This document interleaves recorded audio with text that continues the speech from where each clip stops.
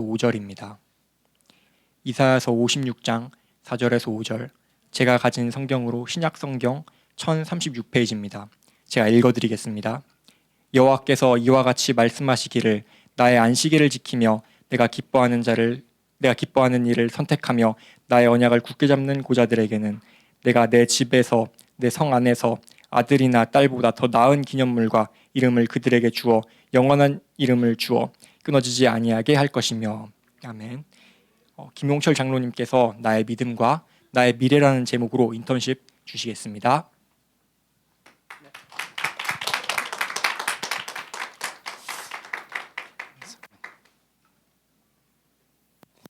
네, 안녕하세요. 저는 대학부 부장으로 섬기고 있는 김용철 장로입니다. 네, 반갑습니다. 우리 진원이의 기도에 따르면 제가 여기서 설교를 좀 이렇게 하는 네, 그래야 할 것 같은데, 설교는 아니고 제가 대학 생활 그리고 청년 생활을 거치면서 있었던 그런 부분에 대해서 좀 간증하는 그런 시간을 갖도록 하겠습니다. 먼저 우리 배수환 집사님이 지난주 하신 거 보고 저도 프리젠테이션 준비했고요. 또 우리 최명수 목사님이 이번 한 번으로 인턴십을 끝내지 말고 한두 번 더 해달라는 말씀을 하셔서 그래서 저희 대학 청년 중직자로 이어지는 여정에 대해서 좀 디테일하게 좀 말씀을 드리도록 하겠습니다.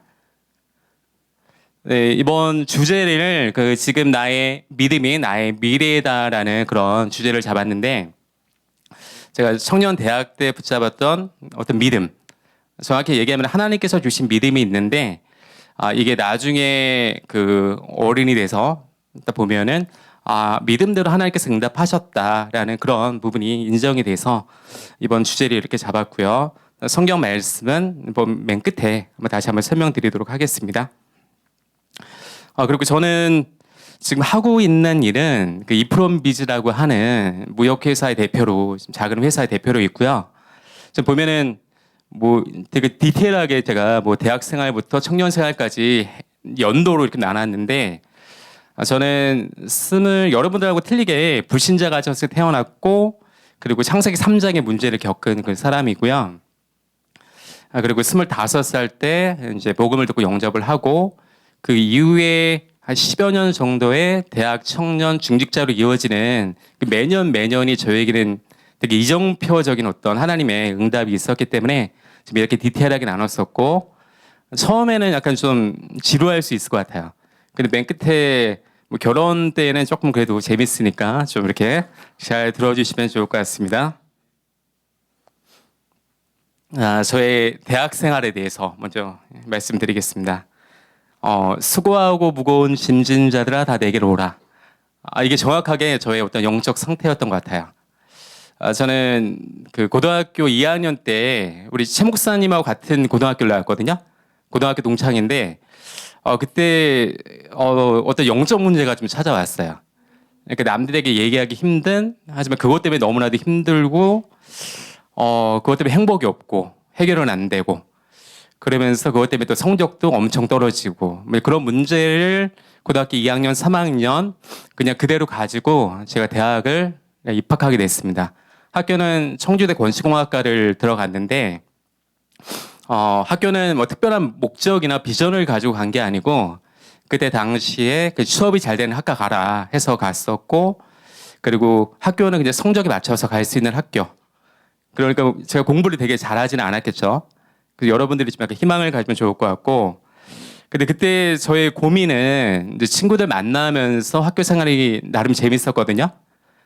근데 내면 깊이 있었던 내 문제는 왜 해결이 안 되지? 그래서 나에게 정말 미래가 있을까? 이 부분이 정말 두려웠던 것 같아요. 미래가 좀 안 보이고 너무 두렵고, 좀 이게 나의 고민이었습니다. 근데 보면은 제가 25살 때 이제 후배를 통해서 영접을 받았어요. 보면은 왼쪽에서 두 번째 있는 그 자매가 3년 후배인데, 이 후배를 통해서 복음을 듣고 영접을 했고, 또 이제 이 후배를 중심으로 내 동기, 그리고 해서 많을 때는 10명 정도가 다락방을 같이 했었어요. 이 후배가 메신저를 썼고 저희들이 복음을 받았던 어떤 그런 기억이 있는데, 그러면서 삶에서 학업에서 조금씩 변화가 있었던 그래서 하나님 만난 게 저의 가장 특별한 사건이었고, 근데 보면 이 대부분 이 친구들이 같이 복음을 들었던 친구들인데, 여기서 지금까지 신앙생활을 하고 있는 친구들은 저하고 한 명뿐이 없는 것 같아요. 그 차이가 뭐가 있을까? 그때 복음 들을 때는 이 친구들이 훨씬 뜨거웠었는데, 저는 교회로 인도를 받고 교회화 되어지고 또 거기서 나름 제자화 되어지는 그 응답이 있어서 지금까지 이렇게 신앙생활을 하고 있고, 다른 친구들은 그냥 그때 한번 은혜 받고 그걸로 좀 끝났기 때문에 지금은 좀 이렇게 불신자로 좀 이렇게 살아가고 있습니다. 이제 저희 대학부 신앙생활이 좀 시작이 되는데, 저는 이거 보면은 뭐 26, 27 이게 제 나이입니다. 참고로. 네. 네, 그래서 저는 26살이 되던 그 4학년 1학기 딱 마치고 반년을 남겨놓고 휴학을 했어요. 휴학을 하게 된 이유는 좀 영어 공부해서 좀 더 좋은 건축회사 가기 위해서. 그래서 이제 휴학을 했었고, 그러면서 제 발로 집이 수원이었는데 수원에 있는 그 한빛교회로 제 발로 좀 찾아갔습니다. 그래서 이제 교회를 처음 봤을 때는 그렇게 매력적이지 않았었고, 또 부모님이 불신자이기 때문에 네가 교회는 가지만은 절대 깊이 빠지지 마라. 좀 이 말을 이렇게 좀 많이 들어가지고 교회는 빠지지 말아야겠다. 이제 그 생각으로 좀 이렇게 다녀왔었어요 처음에. 근데 이제 신앙생활을 그러면서 한 반년 정도 하는데, 거기서 제 고민이 뭐냐면은, 다른 사람은 그렇게 목사님이 말씀하실 때 목사님에게는 분명히 하나님이 살아계신 게 좀 느껴지거든요. 그리고 이제 다른 뭐 중직자나 또 간증자가 또 얘기하면은 하나님이 살아계신 게 정말 보여지는데, 나는 그게 안 되는 거예요. 이렇게 여러분은 정말 너무나도 신기하게 다 하나님을 자연스럽게 믿잖아요. 근데 저는 그거가 안 됐기 때문에 나는 확신이 없지? 그래서 내 입에서 하나님 얘기가 안 나온다는 거. 그게 제일 큰 고민이었고, 그 가운데 27살 한 2월달 세계대학 수련회 다음 달에 있죠. 이제 그때 세계대학 수련회 가가지고 처음으로 그 팀장이 저에게 기도 제목을 좀 내놓으라고 해서, 하나님이 살아계시면은 하나님에 대한 확신을 갖고 싶다는 그런 기도 제목을 좀 내놓게 됐었고, 너무나도 신기하게 당연히 그 말씀을 하나도 안 들렸었고, 근데 세계대학 수련회 마지막 날 그때 1000여 명이 되는 친구들이 하나님께 찬양을 드리는 그 가운데 하나님이 정말 살아계시고 이분이 나와 함께 하시는구나. 거기에 대한 인격적인 만남을 제가 갖게 됐었는데, 이걸 통해서 좀 느끼게 된 거는 하나님은 정말 좀 이렇게 솔직한 기도, 진실한 기도 들으시고 특히 하나님을 찾는 기도, 이게 응답하시는구나. 이거를 제가 처음으로 받은 응답이 이제 하나님 만나는 응답이었습니다. 그래서 여기서 이제 처음으로 한 언약 선택이라는 거는, 원래는 그 스케줄이 그 세계대학 수련회 끝나고 제가 캐나다로 친구와 함께 워킹 홀리데이를 반년 동안 가기로 했었어요. 그런데 좀 은혜를 받다 보니까 좀 하나님을 더 알고 싶고 좀 예배를 더 드리고 싶다라는 생각이 좀 커져가지고 친구를 좀 배신했어요. 그래서 친구 혼자 보내고 저는 그냥 한국에서 그냥 예배 드리면서 공부하겠다 좀 이렇게 결단을 하고 좀 남았는데, 어떻게 보면 그 결단이 그 선택이 지금의 어떤 신앙생활까지 이어진 그 선택이라고 보고 있고요. 그러면서 그때 그 교회 내에서는 대학과 청년부가 분리가 되면서 대학 사역팀이 좀 구성이 되는 그런 시간표였고, 대학 사역팀에 목사님, 사모님, 전도사님, 간사님, 거기에 좀 이런 고백을 하는 거 보고 가능성이 있겠다 뭐 그렇게 보셨는지 저를 좀 불러주셔가지고 대학 사역팀에서 1년 정도 같이 훈련을 받게 됐습니다. 그때 일주일에 삶 가운데 여러모로 비슷하게 한 6일 정도는 아무튼 교회나 다락방 인도하고 현장 가고 나머지 시간을 공부하면서 그렇게 보냈던 것 같아요. 이런 의미 있는 시간을 보냈었는데, 근데 저는 이제 27살 그 하반기 겨울에 저에게는 정말 인생의 전환점이 찾아온 게, 그때 당시에 그 IT가 상당히 뜨고 있었어요. 그러면서 프로그램 배우는 게 상당히 뜨고 있었고, 저도 이제 졸업하기 직전에 한 4개월 정도 프로그램을 배우고 싶다 해가지고 전문 학원에 들어갔어요. 이렇게 4개월 정도 집중적으로 배우는 학원. 근데 그 전에는 일주일 내내 예배를 드리던 친구가 일주일에 한 번 정도 이렇게 겨우 예배 드리는 환경으로 바뀌니까 저는 그때 제 영적 문제가 좀 치유된 줄 알았었는데 덮어져 있었던 거였고 그게 다시 좀 드러나는 그런 사건을 좀 경험하게 됐었고 그때 강단을 통해서 제가 은혜를 받고 집에 와서 밤에 정말 이제 곰곰이 좀 생각을 해봤거든요. 우리 목사님이 그 복음 앞에 좀 쓰라는 그런 말씀을 하시잖아요. 그때 정말 그 복음 앞에 섰던 것 같아요. 그러면서 내가 가지고 있는 문제가 정말 영적 문제가 맞나? 거기에 대해서 정말 이렇게 하나님 앞에 좀 물어봤었고 그러면 이게 사단이나 존재가 존재하면서 주는 그 배후에 사단의 존재가 역사하는 그 흑암이 존재하는 그런 문제인가? 거기에 대해서 그래도 훈련을 받았으니까 그게 인정이 되는 거예요. 그러면은 정말 그동안 들어왔었고 간접적으로 체험했었던 그리스도가 나의 문제 가운데 답이 될 건가? 거기에 대해서 정말 이렇게 깊게 생각을 해봤고 그날 저녁에 그리스도를 붙잡고 정말 내 문제에 대해서 그리스도가 발견, 확인, 체험되게 해달라는 그런 기도를 좀 하게 됐어요.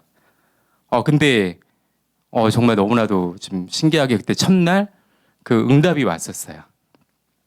생각이 바뀌는 응답.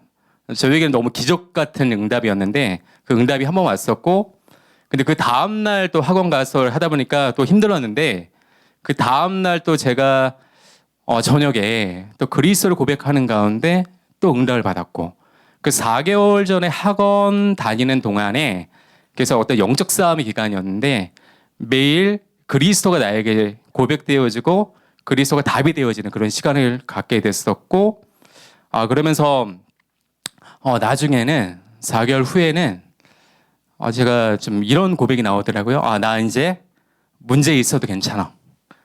왜냐하면 그리스도가 답이 되기 때문에. 그래서 문제에 대한 어떤 그 두려움이 좀 사라지고 그때부터 제가 이제 치유되는 거가 이런 거구나. 그런 응답을 받게 됐습니다.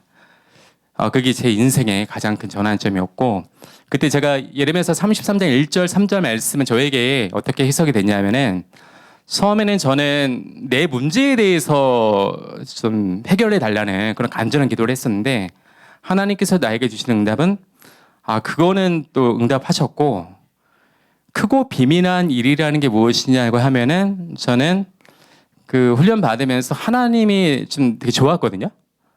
근데 한편으로는 불신자 기간이 길었기 때문에 세상이 되게 좋았어요. 이렇게 좀 성공도 되게 좀 내가 강구했었고 거기에다가 뭐 친구도 좋았었고 이거를 같이 가지고 가려고 했었는데 그 시간표를 지나면서 어느 날 제가 하나님 앞에 이런 기도를 하게 됐어요. 하나님, 저는 다른 거 다 없어도 하나님이 나와 함께 하시는 게 내가 믿어지고 내가 이게 정말 누려진다고 하면은 제가 이때까지 중요하게 생각했던 세상적인 거 다 좀 내려놓을 수 있을 것 같습니다. 뭐 이런 기도를 하게 됐었고 또 하나님이 나와 함께 하시는 것이 정말 누려지는 현장이라고 하면은 심지어는 오지 뭐 무인도 있잖아요. 이런 데서 하나님만 누리면서 좀 살고 싶다는 어떤 그런 고백을 그 시간표에 좀 하나님 말씀하시게 하셨는데 그게 정말 그때 정말 저희 진실한 고백이었고 그 중심은 지금도 비슷하게 좀 있는 것 같아요. 그러면서 이때부터 저는 하나님이 나에게 주시는 응답과 인도라는 거를 이때부터 좀 체험을 하게 된 것 같아요. 이렇게 이제 그리스도를 고백하면서 저의 대학 생활은 좀 마무리하게 됐습니다. 그러면서 이제 28살부터 이제 청년 생활이 시작되는데 청년 생활의 이제 시작은 이제 직장을 선택하는 부분이었어요. 그래서 이제 28살 뭐 한 2, 3월 달 돼가지고 직장을 들어가야 하는 그런 순간에 제가 이제 건축공학과를 나왔잖아요. 그래서 나름 뭐 이렇게 건축 기사 이렇게 2개 따놓고 토익 점수 잘은 못해도 그냥 어느 정도 맞춰놓고 그래서 이제 건설 회사로 갈 수 있는 그런 조건은 충분히 됐어요. 저기 친구보다는 좀 좋은 회사 갈 수 있겠다 그런 생각이 있었는데 그때 당시만 하더라도 건설 회사 그 시공하는 회사가 그 주일 휴무가 안 됐어요. 격주 휴무로 이제 그 쉬는 그런 부분이 있었고 또 하나는 술 문화와 음란 문화가 좀 그때 당시에는 좀 있었고 그리고 마지막으로 한 2, 3년마다 이제 건설 현장을 떠돌아 다니기 때문에 어떤 교회와의 응답을 받는 게 이제 불가능한 그런 현장이기 때문에 저는 그때 건설 그냥 내려놓고 다른 쪽을 좀 이렇게 내가 은혜 받을 수 있는 쪽을 좀 선택을 해서 직장을 알아보게 됐는데 그때 때마침 그 태국에서 그 무역으로 사업을 하시는 집사님이 계셨고 이분을 통해서 그 현장에서 좀 누디아가 발견되어지고 전도 캠프가 되어지는 막 그런 거를 제가 좀 보게 됐어요. 그래서 좀 약간의 그런 부분이 동경이 되면서 나도 저렇게 쓰임 받을 수 있으면 좀 멋있을 것 같다. 좀 하나님 앞에서 저렇게 쓰임 받고 싶다. 이제 그런 생각이 좀 들면서 무역 쪽을 한번 선택을 하게 됐어요.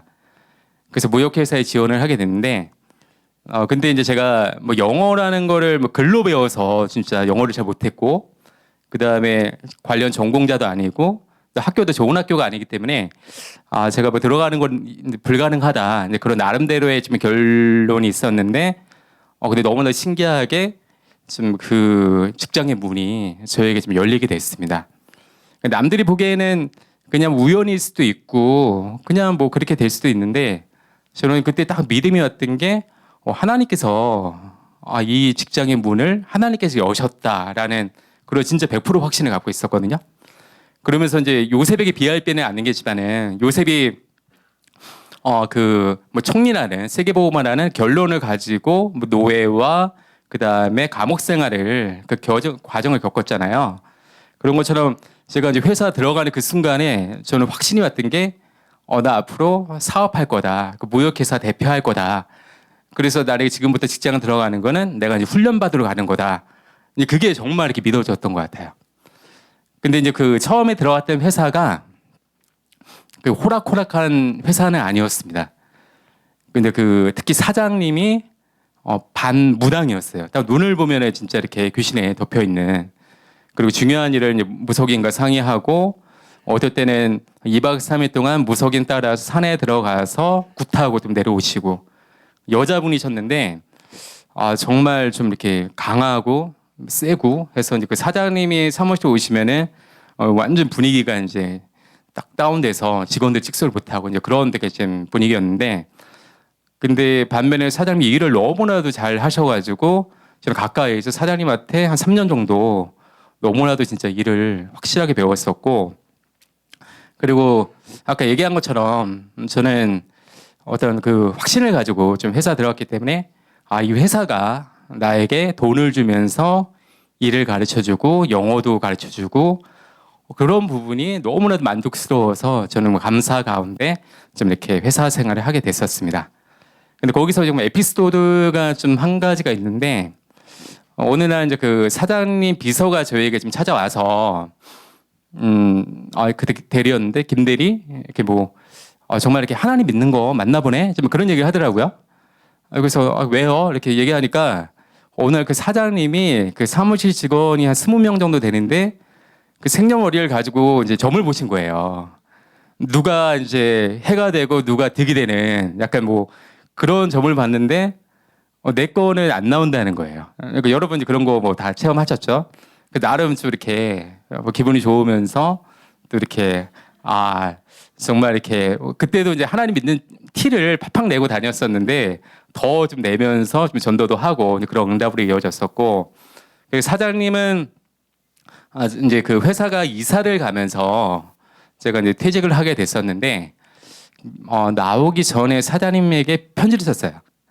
복음 편지. 그러니까 뭐 이제 제가 이제 사장님께 드리는 편지를 썼었는데 그 이후에 1년 후에 사장님으로부터 전화를 받았는데 사장님이 저보고 고맙다고 하는 거예요.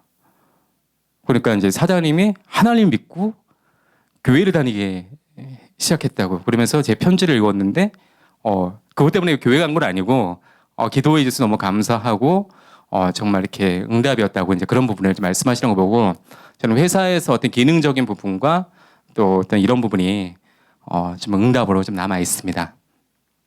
그래서 이제 직장 생활을 할 때 저에게 가장 또 하나의 이정표가 되는 게 여기서 저희 어떤 영적 시스템이 세워지는 그런 사건이 있었거든요. 우리 대학부 친구들은 그때 한번 들은 것 같은데 그 회사가 어떤 회사였냐면은 대만에 본사가 있고 그다음에 중국에 공장이 있는. 그래서 이제 우리는 한국에서 뭐 에이전트로 이제 LG, 삼성 상대로 비즈니스를 하는 그런 회사였는데 중국 공장에 계속 어떤 이슈가 있어서 한국에서 우리 직원 한 명을 파견해야 하는 그런 사건이 있었어요. 근데 제가 1년 번이 안 됐는데 그 사장님이 저를 좋게 보셔가지고 중국으로 저를 보내기로 하셨어요. 한 1년 정도. 근데 딱 보더라도 그냥 세계복음을 하러 가는 어떤 현장이잖아요. 맞죠? 이렇게.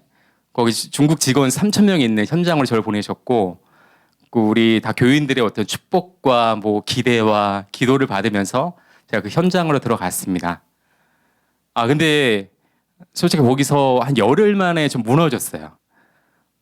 그 이유는 그때 어떤 메시지를 제가 공급받을 수 있는 그런 방법이 그때 당시에는 없었고, 특히 내가 기도 시스템이 어떤 기도로 내가 이렇게 좀 행복한 어떤 시스템이 그때 만들어지지 않았기 때문에 저는 그렇게 좀 판단을 하고 있거든요. 그때 당시만 하더라도 뭐 대학부 뭐 청년부 좀 리더였고 뭐 다락방도 하고 전도도 하고 이랬지만은 이거하고 상관없이 나 자신이 하나님 앞에서 좀 행복한 어떤 기도에 이런 비밀을 못 누리고 있었기 때문에 저가 무너지더라고요. 이렇게. 근데 이런 나의 영적 상태를 하나님께서 아시고 이제 한국에서 사장님이 갑자기 콜을 하셔서 원래는 한 1년 정도 있을 어떤 그런 계획으로 들어갔지만은 열흘 만에 좀 다시 한국으로 들어오는 그런 사건이 있었고 저는 그때 좀 자존심도 상하고 내가 좀 이것뿐이 안 되는구나 나의 어떤 현주소를 좀 알게 되고 그때부터 스스로 좀 어떤 기도의 어떤 영적 시스템을 세우는 어떤 그런 도전 그걸 스스로 하게 됐던 것 같아요. 그렇게 한 몇 개월 정도 하고 좀 그 다음 해에는 제가 이제 스스로 그냥 중국으로 유학을 가게 됐습니다. 1년 동안 30살 때 회사 잠깐 휴직을 하고 유학을 가게 되는 거는 아무래도 중국 현장을 봤기 때문에 내가 좀 중국어가 필요하다. 그래서 이제 중국에 들어가게 됐었고 이제 들어가서는 처음 한 거는 이제 기도의 단을 쌓는 거였어요.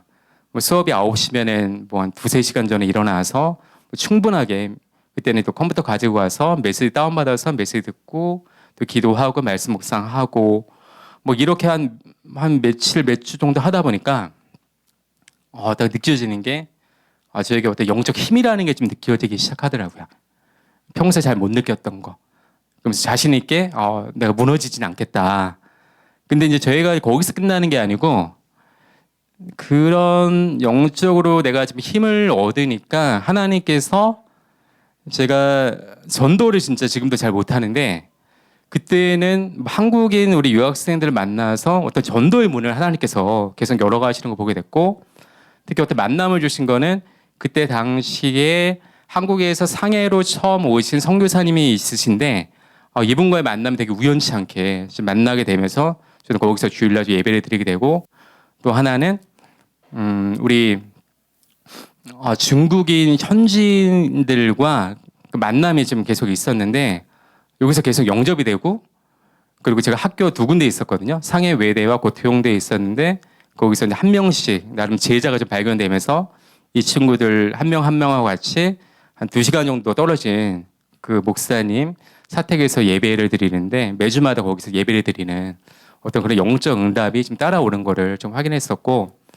그래가지고 이제 저는 그 이후로 어떻게 보면은 좀 지금까지 이 시스템 있잖아요. 이거를 또 놓치지 않으려고 좀 하고 있고 근데 이 영적 시스템이 세워지는 가운데 정말 구체적인 하나님의 응답과 인도를 청년 대학 때 좀 확인을 하게 된 것 같아요. 네.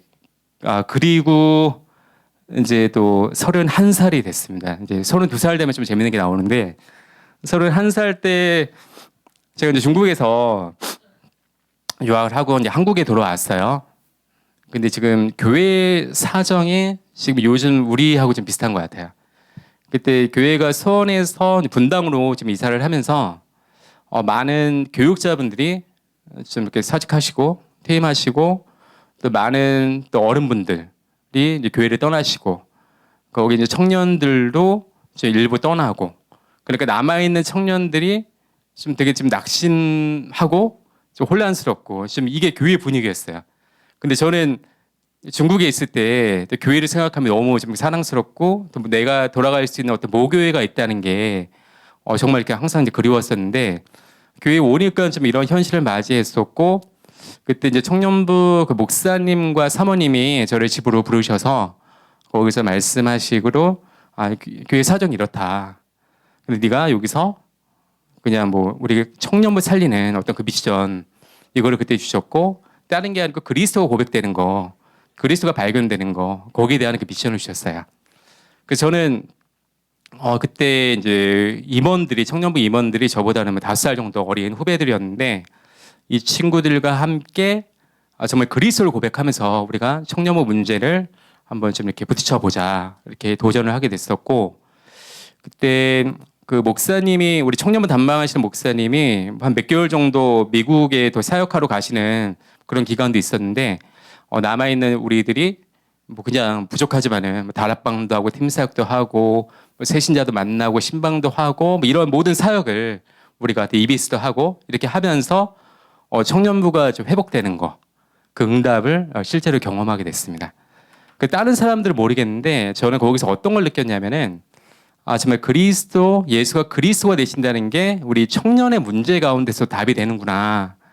그거를 나는 확인하게 됐었고 그 이후에 어떤 교회 사역이나 모든 부분에 대해서 그 부분을 좀 인정하면서 좀 이렇게 가게 되는 것 같습니다.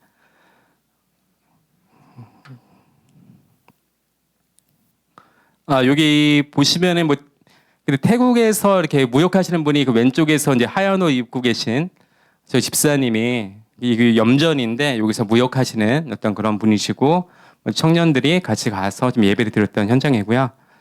오른쪽은 제가 아마 청년 회장일 때 근데 그때 저희 같이 사진 찍었던 그런 사진인 것 같습니다.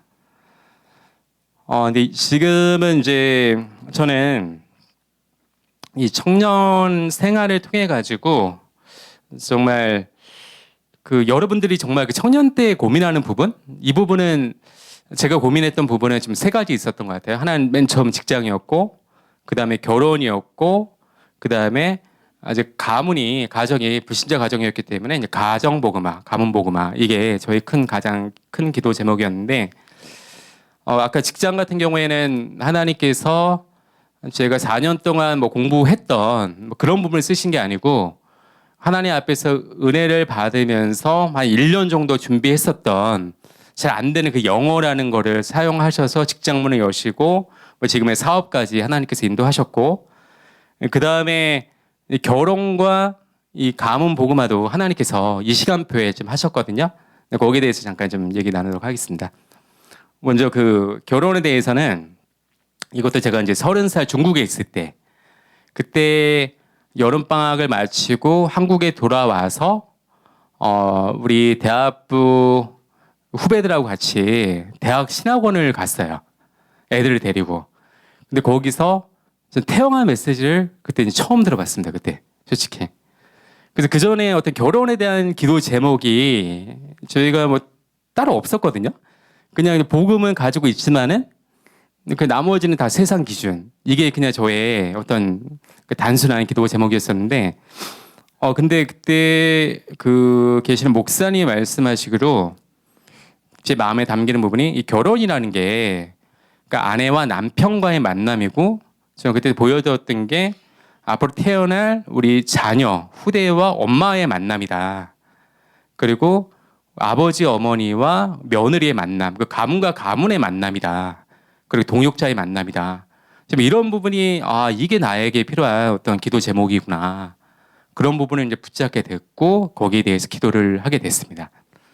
그래서 제가 이제 30살 그때 중국으로 다시 돌아갔는데 그때 한 자매와의 어떤 만남이 있었어요. 그 복음을 가지고 있었고 좀 이쁘게 생겼고 그 나름 괜찮은 자매였는데 근데 제가 딱 보더라도 내가 기도하는 제목과는 약간 좀 결이 다른 어떤 그런 자매였던 것 같아요. 근데 그거를 무시하고 그냥 교제하기로 일단은 결정을 했었는데 한 일주일 정도 지난 다음에 한국에서 그때 같이 대학 사역 테물에 있었던 그 사모님 2분하고 간사님이 이제 상해로 좀 오시게 됐어요. 원래는 제가 이제 그 두 분을 다 모시고 상해 투어를 좀 해드리기 했기 때문에 그것 때문에 오신 거였는데 그날 저녁에 이제 그 사모님하고 대화를 하면서 이제 제가 이제 이런 고백을 했죠. 이제 누구하고 좀 사귀게 됐다고 교제한 지 얼마 됐다고. 근데 저는 복음 안에 있으니까 그냥 축복해 주시지 않았거든요. 근데 사모님이 그때 저에게 딱 하신 말씀이 용찬아 너 성령인도 받았니? 딱 이 말씀을 하시는데 근데 이게 하나님의 음성으로 딱 들렸어요. 그 제가 성령인도 안 받은 거 제가 알고 있었거든요. 그거하고 상관없이 그냥 제가 이렇게 내가 합리화하에 그냥 만나게 됐었는데 그 음성을 듣고 그때 진짜 좀 영화를 찍었습니다. 그렇게 뭐 이렇게 그 중국에 있는 뭐 아무도 없는 텅 빈 운동장 거기에 1시간 동안 막 걸으면서 막 이렇게 울면서 우는 거는 딱 3가지였던 것 같아요. 처음에는 일단은 이 자매와 좀 헤어져야 한다는 거. 일단 이렇게 현실상 하나님 원하시는 거기 때문에 헤어져야 한다. 어떤 그 부분 때문에 좀 울었었고 그 다음에는 하나님의 인도를 안 받은 거. 내가 하나님의 뜻이 아닌 걸 알면서도 내가 근데 내 생각대로 이렇게 인도받은 거. 그게 하나님 앞에 너무 좀 죄송해서 그런 눈물을 흘렸고 마지막에는 좀 감사였던 것 같아요. 이렇게 하나님이 나의 만남을 하나님께서 간섭하시는구나. 내가 하나님 보시기에는 내가 중요한 사람인가 보다. 어떤 괜히 약간 그런 착각도 하면서 거기에 대한 좀 감사가 좀 이렇게 좀 나왔던 것 같아요. 그래서 그 이후에는 저는 그 만남에 대한 어떤 100% 확신을 갖고 있었습니다. 거기에 대해서도 이렇게 하나님께서 결혼은 책임지신다. 하나님께서 인도하신다. 그런 만남을 가지고 있었는데 그런 확신을 갖고 있었는데 저희 와이프와의 만남은 제가 32살에 이제 그 청년회 회장이었고 그때 다른 교회에서 우리 와이프가 우리 교회를 오게 된 거예요. 그때 나름 좀 이렇게 복음이 잘 통하고 얘기가 잘 통하고 또 이제 그 와이프가 가지고 있었던 배경이 그 바로 위에 언니 2분이 있는데 2분 다 다락방 목회자, 다락방 하시는 그 교회의 목사님이시고 또 전도사님이고 하니까 이런 배경을 보니까 왠지 이 자매도 되게 좀 홀리해 보이고 뭐 이렇게 그래서 그런 부분도 부럽고 해서 지금 교제하게 됐었는데 근데 지금 와이프가 얘기하는 부분이 그 2분 형부에 결혼하기 전에 2분 형부하고 면접을 봐야 한다고 여기 면접 보신 적 있나요? 뭐 그런 얘기를 하는 거예요. 그래가지고 이제 처음에 그 전도사님은 가까운 데 계셔가지고 그 면접을 봤는데 그냥 되게 쉽게 이렇게 통과를 했습니다. 이렇게 통과를 했고 2번째 이제 목사님 면접을 봐야 하는데 목사님이 광양에 계시는 분이에요. 그래서 이제 그 서울에 강의가 있으셔서 좀 올라오실 그때 잠깐 뵙기로 했었는데 그때 기억나는 게 아마 서울 고속버스 터미널 어떤 식장 예약해서 거기다 앉아 계시고 되게 긴장하는 마음으로 저와 이제 와이프가 같이 좀 들어갔었거든요. 근데 저는 거기서 이제 너무 이제 깜짝 놀라는 어떤 그런 사건이 있냐면은 거기 앉아 계시는 그 목사님이 제가 한 2년 전에 대학 신학원에서 저에게 태영한 메시지를 주셨던 결혼에 대한 메시지 주셨던 그분이 딱 거기 계시는 거예요. 그러니까 와 이거는 진짜 이렇게 하나님이 인도하셨구나. 하나님께서 나에게 이런 기도 제목을 주셨고 거기에 따라서 하나님께서 이렇게 인도하셨구나. 인정할 수밖에 없더라고요. 그래서 이제 그런 만남에 대한 어떤 확신을 또 가지고 이제 자연스럽게 결혼을 하게 됐었고 그리고 또 이제 하나는 가문 복음화를 또 하나님께서 지금 이루어 주셨는데 처음에 저희 와이프하고 이제 우리 집으로 인사를 가게 됐을 때 결혼하기 몇 개월 전이었는데 우리 어머니가 이제 우리 와이프에게 얘기를 했다고 하더라고요. 너하고 이렇게 뭐 내가 교회 가는 거는 뭐 말리지는 않는데 우리 어머니한테 교회 가라고 절대 얘기하지 말라고. 우리 이제 최면수 목사님 우리 어머니 아시는데 좋으신 분이거든요. 되게 좀 이렇게 배려심 깊으신데 근데 제가 이제 교회 다니는 거에 대한 그래서 집을 되게 소홀히 한 그 부분에 대한 어떤 상처가 있으신지 이제 교회를 좀 이렇게 싫어하시더라고요. 그래서 교회 같이 가자고 절대 얘기하지 말라고 그렇게 말씀하셨거든요. 근데 또 이렇게 신기한 하나님의 역사가 좀 있었는데 제가 결혼하기 3개월 전에 우리 아버님이 그때 연세가 한 65세 정도 됐었고 그때 주유소에서 지금 일을 하고 계셨어요. 근데 그때 어느 한 전도자로부터 복음을 들은 것 같아요. 제 느낌에는. 그러면서 뭐 이렇게 뭐 성경 공부 뭐 한다고 해서 그분하고 계속 만나는 거예요. 근데 뭐 궁금하긴 했었는데 그분이 누군지도 모르고 뭐 다락방인지 그건 잘 모르겠어요. 근데 그렇게 3개월 정도 이렇게 그 나름 이제 만남이 있었고, 근데 우리가 결혼하는 그 시점에 그 전도자는 어디 이사를 간다고 해서 그 만남이 끊어졌어요. 근데 딱 보니까 우리 아버지의 그 마음밭이 완전 옥토가 된 거예요, 옥토. 예. 그래서 이제 저희가 결혼을 할 때 당연히 목사님 모시고 이제 결혼을 했었고, 그러니까 옛날 분이니까 이제 교회에 인사드리러 와야 한다 해서 이제 아버님 어머님이 그때 이제 그 결혼한 그 다음 주에 교회로 오셨고, 그 다음부터 지금까지 신앙생활을 하고 계십니다. 그냥 자연스럽게. 그래서 아버지가 이제 그렇게 흑암이 꺾이면서 옥토밭이 되셨고, 근데 아버지에게 어떤 변화가 있었냐면은 그 옛날 분이니까 술에 되게 좀 이렇게 술 드시면 되게 안 좋은, 술 때문에 가정 불화가 있는 약간 그런 집안이었어요. 근데 아버지가 누가 뭐 얘기를 한 적이 없는데 은혜를 받으시면서 뭐 교회 다니신 얼마 안 돼서 이제 술을 끊으셨어요. 65년 동안 한 몇십 년 동안 드셨던 이게 술이 자연스럽게 끊어졌었고, 그걸 보면서 누나들은 또 이렇게, 아니 어머니는 놀라시면서 뭐 하나님을 더 이렇게 믿게 됐었고, 그게 또 이제 우리 가문으로 이어지면서 우리 누나들 또 우리 뭐 큰댁 해가지고 이제 복음이 이제 확산되는 그 기회가 아버지가 이제 그렇게 쓰임을 받고 계시었습니다, 지금도. 그래서 보면은 저는 마태복음 6장 33절 말씀, 제가 정말 그 대학 청년 때 한 건 별로 없거든요. 근데 정말 하나님을 정말 뜨겁게 사랑했던 것 같아요. 그리고 거의 교회에 거의 올인하면서, 그리고 회사에 올인하면서, 그러면서 이렇게 신앙생활을 했던 것 같은데, 저는 그렇게 하나님께 좀 방향을 맞추는 가운데 하나님께서 대학 청년 때 직장의 문을 여시고, 그 다음에 결혼의 문을 여시고, 또 기도했던 가문 복음의 문을 하나님께서 하시는 거, 좀 이거를 보게 된 게 너무나도 감사했고, 그래서 좀 오늘은 뭐 이렇게 청년의 시간까지나 제가 이렇게 말씀을 좀 드리도록 할게요. 그 다음에 좀 기회가 된다고 하면은 그때는 또 이렇게 집사로, 또 중직자로, 또 사업의 문을 또 하나님께서 좀 드라마틱하게 좀 여셨는데, 그 부분에 대해서 좀 제가 좀 말씀드리고 싶고, 그래서 이제 뭐 오늘 말씀을 좀 마무리하면은 오늘 주제처럼 그때 가지고 있었던 작은 믿음, 그게 분명히 저희 미래가 됐었고, 여러분도 지금 가지고 있는 그 믿음이 여러분들의 어떤 미래가 된다는 거. 만약 불신앙을 가지고 있다, 근데 아쉽게도 그게 어떤 미래가 될 수가 있는 거예요. 그래서 정말 이렇게 믿음, 하나님 주신 믿음, 이게 여러분들의 믿음이 된다는 거, 좀 그거를 얘기하고 싶고, 믿음의 역사가 일어나고, 그리고 사랑, 하나님의 사랑을 받은 자는 하나님 앞에 그냥 수고할 수 있는 것 같아요.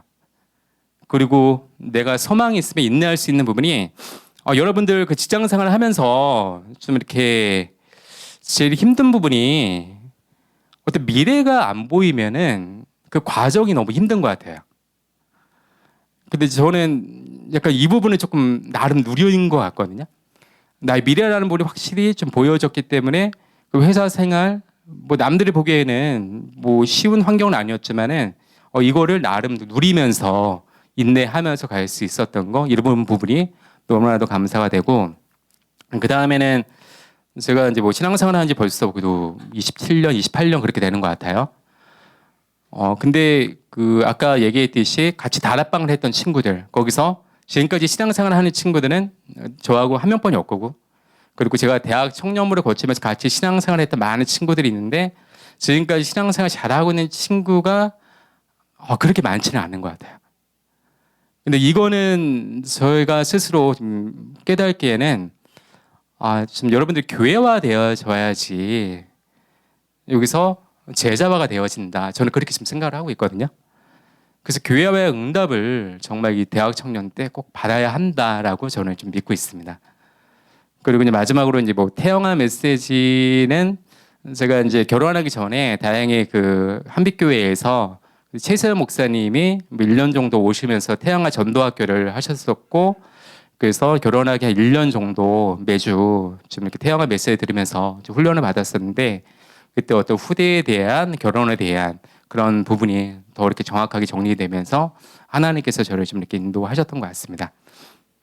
그래서 지금 뭐 태영아 저 국장님을 또 이렇게 사모님 계시잖아요. 그래서 이제 우리 청년 때 이 태영아라는 부분도 같이 훈련 받으시면서 인도 받으면 너무 좋을 것 같다라는 그런 생각을 좀 가지게 됩니다.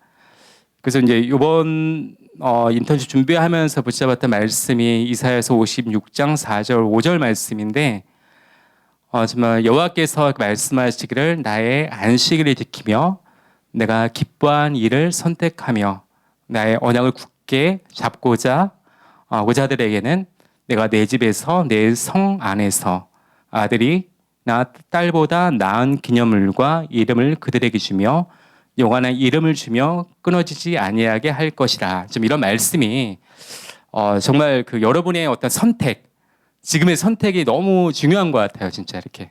그 선택에 따라서 하나님께서 여러분의 어떤 미래를 인도하시기 때문에 정말 이렇게 언약적인 선택, 또 교회를 살리는 선택 이런 부분에 응답을 받으면 너무 좋을 것 같습니다. 네, 이렇게 좀 마무리.